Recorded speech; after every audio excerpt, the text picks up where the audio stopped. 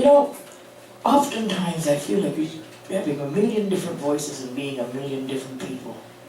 You know, don't you really say, hey, well, it's so good to be here today, folks. You just go on and on. You know, I'm going to have some kind of a facial thing I can pull over my face and be somebody else and show up at these things and have a different voice. Wouldn't that be cool? Anyway, open mic, where we've actually moved a middle sea dweller to the top of the pond for the first one because she has an important announcement.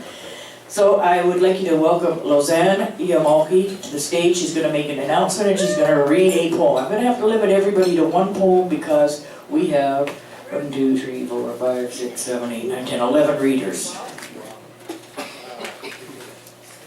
Okay, thank you. Thank you very much. It's so good to be here. I love you guys. Sorry for the delay. Long story. So, drum roll. As I work on my manuscript for a third poetry book, I got contacted by Del Capo Chamber Orchestra in Toronto, Ontario. They commissioned me to write a poem about refugees. They have, next year is their 30th anniversary and it's a big event. They were looking for 3 people, a grandchild of their, the grandfather were refugees who came to Canada. They were looking for a child of the parent of, the child who was their parent were refugees. Like second generation. And yeah, second generation. And then they were looking for someone who was a refugee, or of course a poet and an author, and I live in Canada now. And they found me on YouTube. So thank you for all those who are putting my videos out there. Thank you, Ken.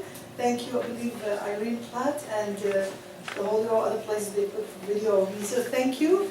They searched up and they contacted me, and they're paying me for 1 poem, just enough to order 100 books from some publishing, so you can guess the price.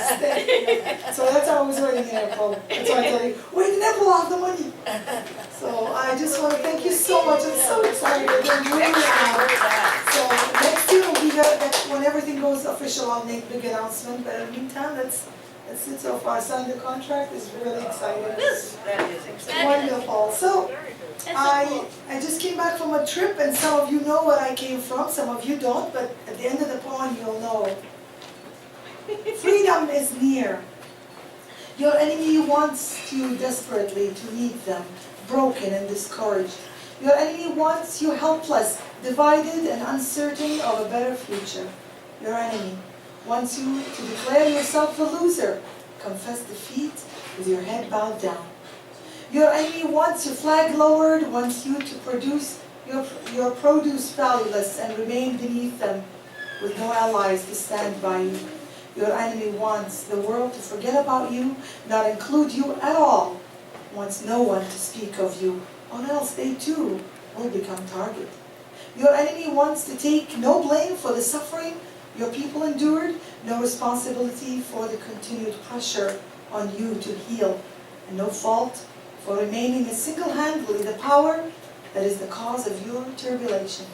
Your enemy wants you to allow them to have power over you, control your nation, control your resources, to make themselves wealthier.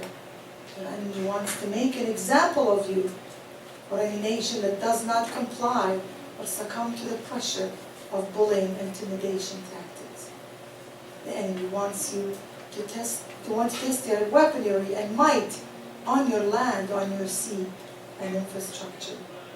Your leaders on your people to assert their domination over you. The enemy wants nothing right for you and everything for them because they come first, and the rest of the world is none of their concern. The enemy wants you to have no friends or allies or even a voice in this world. Cuba, I love you. Cuba, te amo. You stood in the face of a giant, and in my eyes, you won. You showed the world your strength, your agility, your power. The enemy is watching you still, and so are we. My eyes, my heart, and my mind filled with admiration for your courage, your steadfastness, and the love for your people. In the midst of all that turmoil and pressure, You took care of the people, the land and the dignity remained intact. Soon the day will come for you to be free from the oppressor. With a heart full of love for you, I await the glorious day for me to shout, Viva la Cuba! I love Cuba!